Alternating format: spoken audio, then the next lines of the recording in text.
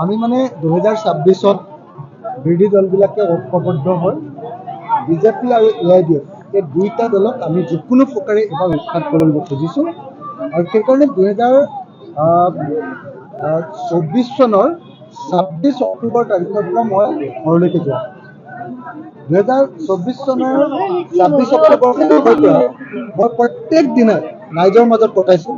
কেতিয়াবা শদিয়ালৈ গৈছোঁ, কেতিয়াবা ধুবুৰীলৈ গৈছোঁ, কেতিয়াবা গোৱালপাৰালৈ গৈছোঁ, কেতিয়াবা নগাঁৱত আছোঁ, কেতিয়াবা মই বৰাক উপত্যকালৈ গৈছোঁ, কেতিয়াবা মই কাৰ্বি আংলঙলৈ গৈছিলোঁ, কেতিয়াবা মই শিৱসাগৰত আছোঁ, কেতিয়াবা মই আকৌ লখিমপুৰ বা ধেমাজিত আছোঁ। মুঠতে যোৱা 26 অক্টোবৰ পৰা কেৱল আৰু কেৱল ৰাইজৰ মাজত আছোঁ, ৰাইজক বুজাবলৈ যত্ন কৰিছোঁ যে 2026 চনত যদি বিজেপিক আমি পৰাভূত কৰিব নোৱাৰোঁ তেতিয়াহ'লে অসমীয়া জাতিৰ অস্তিত্বই বিপন্ন হৈ যাব।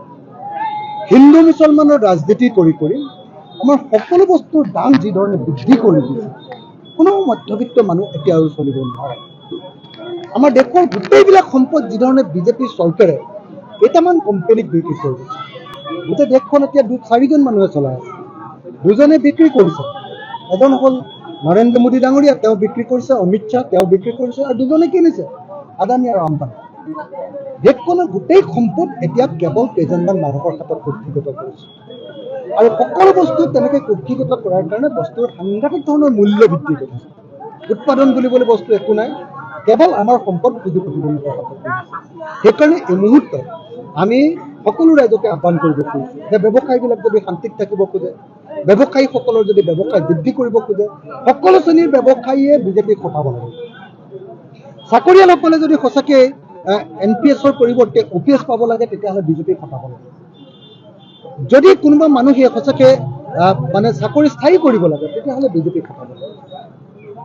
অসমৰ যিকোনো এজন ড্ৰাইভাৰ, যিজন হেণ্ডিমেন, যিকোনো এজন অটোৱালা, যিকোনো এজন টমটমৰ ড্ৰাইভাৰ, কোনোবা এজন ট্ৰেক্টৰ চলোৱা মানুহ, তেওঁলোকেও যদি কৰৰ বোজাৰ পৰা, টেক্স টেৰৰিজিমৰ পৰা য'তে ত'তে যে ফাইন ভৰাই তাৰ পৰা যদি ৰক্ষা পাব লাগে তেতিয়াহ'লে বিজেপিক খটাব লাগে। এটা ডিম মুৰ্গীৰ ডিমৰ দাম যদি কমাব লাগে তেতিয়াহ'লেও বিজেপিক খটাব লাগিব। গেছ চিলিণ্ডাৰ এটাৰ দামো যদি কমাব লাগে তেতিয়াহ'লেও বিজেপিক খটাব লাগিব। আমি ৰাইজৰ দলে বৰ বেছি সমষ্টিত আমি পঞ্চায়ত নিৰ্বাচন দেখিলোঁ।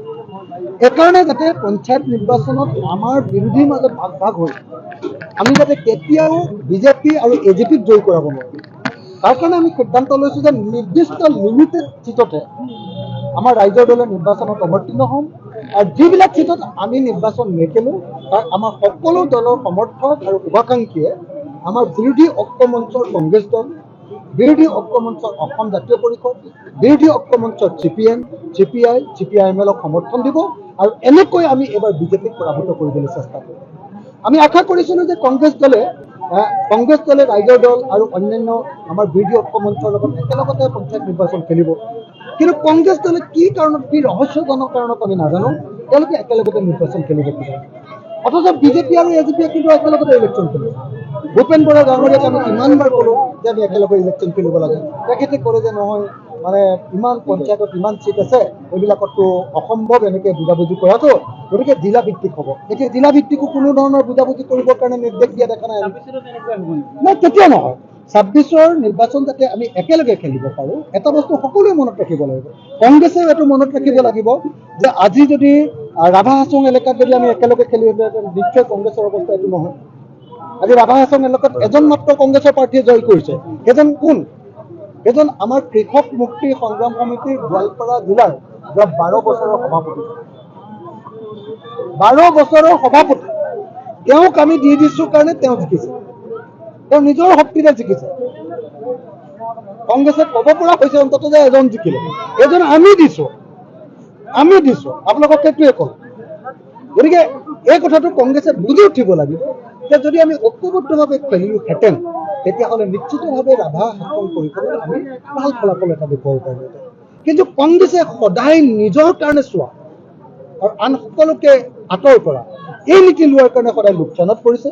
আৰু সেইকাৰণে আজিৰ দিনটোত মই আকৌ এবাৰ ক'ব খুজিছোঁ যে আমাৰ পঞ্চায়ত নিৰ্বাচনত ৰাইজৰ দলে লিমিটেড বা সীমিত চিটত অংশগ্ৰহণ কৰিব আৰু য'ত আমাৰ চিটত অংশগ্ৰহণ কৰিব তাৰ কাৰণে আমি কেম্পেইন কৰিম। বাকী যদি কংগ্ৰেছ দল বা অসম জাতীয় পৰিষদে আমাক কেম্পেইন কৰিবলৈ মাতে তেতিয়াও CPIM বা CPI MLA বা CPI দলে আমাক কেম্পেইন কৰিবলৈ মাতে তেতিয়াও আমি যাম।